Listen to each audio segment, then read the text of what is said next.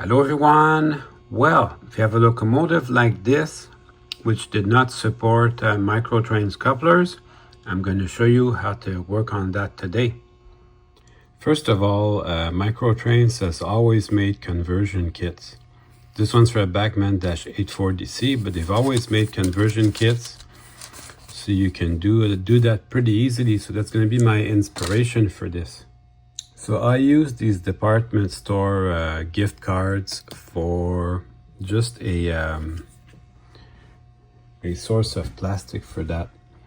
So what I'm going to do is I'm going to put my shell on my drive just so I can measure out the height that I need to work on. So this should go right in. This is the brand of coupler that I use. You can see the number there.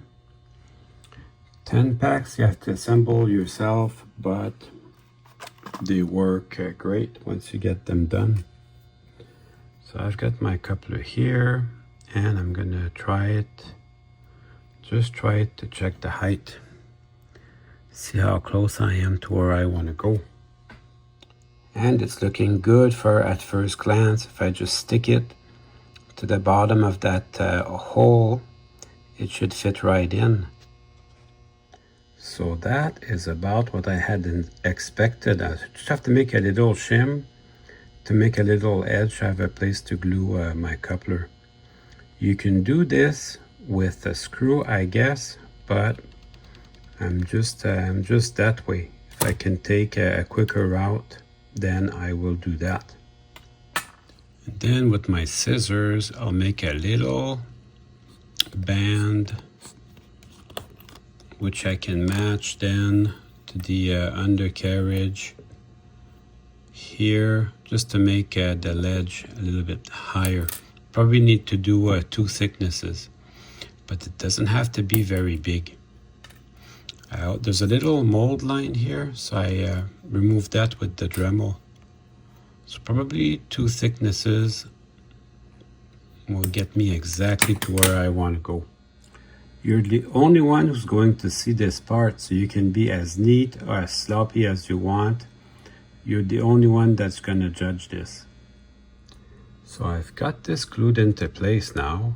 I just have to make 2 little bands that are going to fill in the side. So again, I'll use my scissors and I'll make a band that is about the right size. Now I'm doing it, I'm sort of eyeing it because I like to go fast, but I do have my micrometer close by if I ever decide to use it. But I'm just that kind of guy. I just like to go fast. That looks actually pretty decent. I don't know how precise I want to make it, but honestly, end scale is very finicky, so you might want to take some time and do it to perfection. But I think I'm happy with that. We'll figure it out pretty soon. I took a measurement of exactly what I wanted and I made a line with my X-Acto blade and a ruler. So that will give me a more precise band. And I can do both sides of the locomotive at once. So that saves me more time. I leave them a little bit long on purpose, because I'm going to come back later with my file and file them down, and I use a toothpick to apply the glue just to be more precise. And that's a part of the locomotive that you can see, so it's important to make it look neat.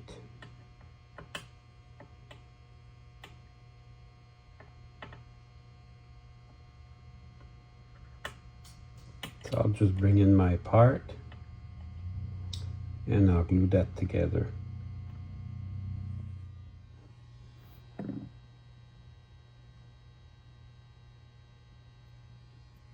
So wait for the glue to dry thoroughly. I waited about 10 minutes. And then I come in with my X-Acto blade and I'll shave it to the proper length. That looks real good already. This next step is optional. I'm going to make just a little slit that hangs out here just to close out my pilot beam. That should help. Already you can see what the end product's going to look like. I want to make some footboards for this, so I'm going to cut up another little strip over here.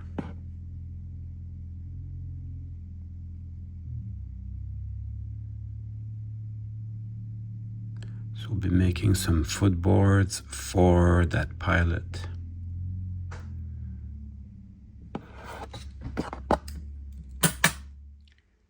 I made 4 identical footboards and they will go there eventually. But first I've got to paint this black. I've got my dollar store acrylic paint. So that should go good like that. I'm gonna paint it on the inside also.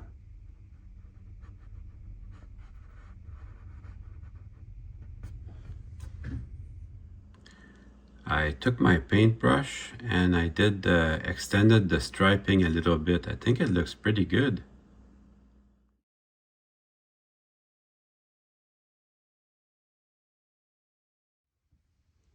Then I can just glue my coupler in place.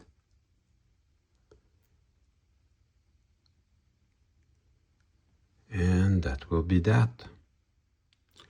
All right, so while my glue is setting, I'm gonna work on my drive. So this, of course, is the part that started it all. I basically bought a box of parts with a bunch of different parts and a couple of motors. I wanted the motors, but once I looked at all the parts, I saw that I had this SD9 or SD7 drive. So I looked at everything. I've got a complete working drive here. I just needed a shell, and my shell, this is the new model of drive system that's DCC compatible, DCC friendly as they say on the box, and it doesn't have a coupler, whereas the old type locomotive had the couplers on the gearboxes. So I needed to do something for the coupler, and that led to this video. So I am going to work on this because it has to be cleaned. It has to be cleaned and lubricated, but it works great. So that's good news. And also it's missing the little circuit board on top. I mean, would be just as easy to put a DCC circuit board. I found a DC board in my stuff. Yeah, I'm kind of a hoarder. I keep everything. And unfortunately, today it was the right thing to do, to keep everything. That way I can get this locomotive going again. I say unfortunately because I have to stop doing that, you know, keeping lots of stuff around, empty boxes, empty cardboard boxes, just in case I need it for a project someday. But it's tough, especially for train stuff. I keep everything just in case I need it for a project someday. And I keep doing it, especially since today it paid. So this, everything runs fine on this. I don't have to do too much work on it. I am going to put 1 drop of oil just to say that I did something. So I put 1 drop on those worm gear bearings. And that's it. That's good for that. And then I'll just turn it with my hands. But everything feels really good, like it hasn't been run a lot. So that's that. And then I'll spend most of my time on the wheels. I want these wheels to be squeaky clean. So let's just open this up.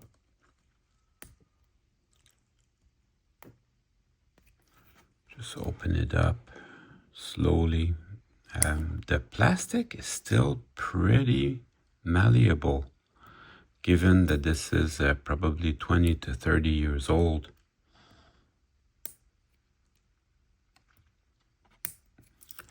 So it's still pretty easy to get in there. So what I do, these strips, usually I'll just inspect them just to see if they have lint in them. But these don't look too bad. So I just inspect them just to be sure. But this is a nice engine. Atlas makes a nice locomotive. To be sure, same with these, I'll inspect them, make sure there's no lint in them. But that all looks good, and then I'll just clean them with my rag.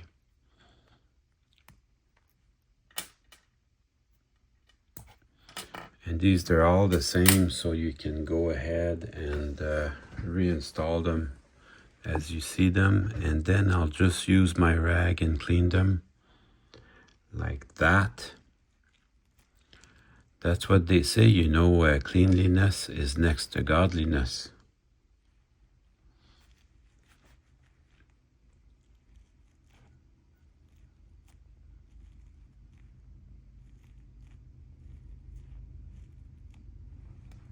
Here we go. So I'll do the same thing with all the wheels. And then I'll take the side frames and the gearbox and the wheels, and I'll wash them with my toothbrush and some dish soap. And since I have everything in my hands, I'm gonna take a minute to check the gauge. See, this one's a little tight. So what I do is I'll put the slack on the wheel that's opposite from the, still a little tight, opposite from the gear, because I want the gear to sit close to the edge of the gearbox. Yeah, still need some more. Daniel Cordapassi would be proud. So I'll keep working on it till I'm happy. Small detail, but when you know, you know. And then it'll sit in the gearbox like this. And the slack is on the opposite side here. So the gear sits closer to where it should be. I'll do the same thing for the others. Then I'll bring in my little contact strips. So make sure the bearings sit in the little end caps where they should be. And there's also two little pins where they ride. So make sure you line that all up properly. Take your time, it's not a race.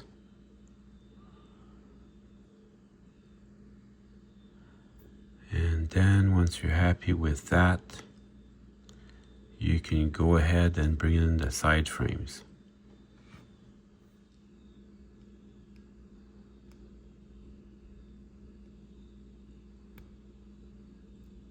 So the side frames, you'll hear them snap, and then check it with your finger. You should feel no rolling resistance whatsoever. It feels pretty good. Now that everything's clean, I can get busy putting this back together. So you want to make sure these two strips here contact the circuit board exactly where it should go. And if you're doing a DCC conversion, you have to make sure that this strip does not touch the frame. Very important, so you can use some Kapton tape for that. And then I'll bring in this other side, but I won't tighten it just yet. Just approach it, and then I'll bring in my two trucks. Oh, and maybe the fuel tank. The fuel tank will hold the two contact strips together. I kind of need that right now. And also take note that on the SD7, SD9, the air tanks are in the front. GP7, GP9, they're in the back. So I have not tightened these screws yet. I will, that gives me enough slack to open this and bring my trucks in. That's it. check that your contact strips are aligned properly, which this one is not. So I'll have to adjust that right now. I have to somehow get in there and bring it out just a little bit. Has to go just over that. It needs a little bit more space to do it right.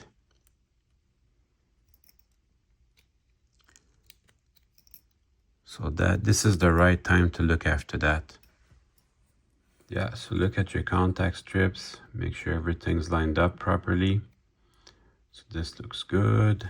And then I use gravity as my friend, and I'll tighten the two screws together. They just need to be hand tight, but they don't have to be super tight.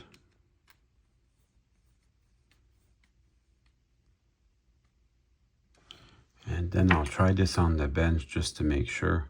You know, the split frame design, which is very common now, is quite good.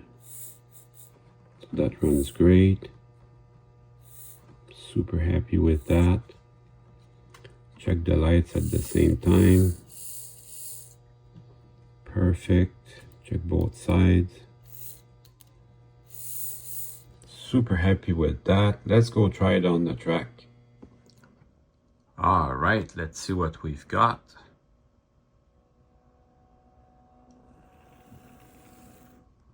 That seems to go good. Let's go back.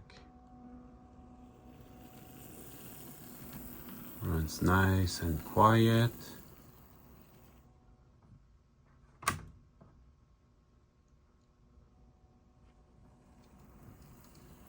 So I'm really happy with that. Now I can put the shell back on. Now remember, the light lens is short here and long here. It's to compensate for this being short and long. So just keep that in mind when you put it back together.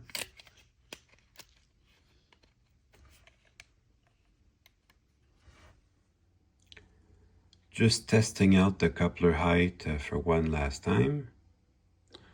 And now it's time to run some trains. I'm especially happy with the way the striping turned out on the pilot. Also, it's rare that I have a unit train like this. Every freight car the same.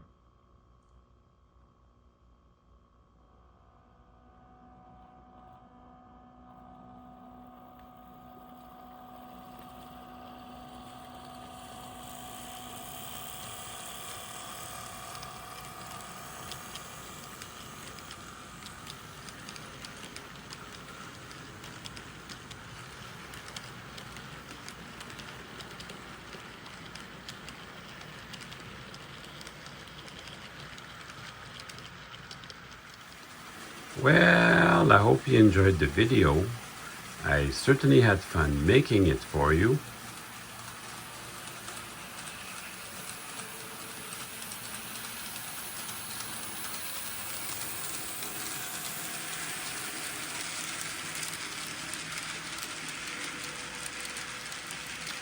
See you soon.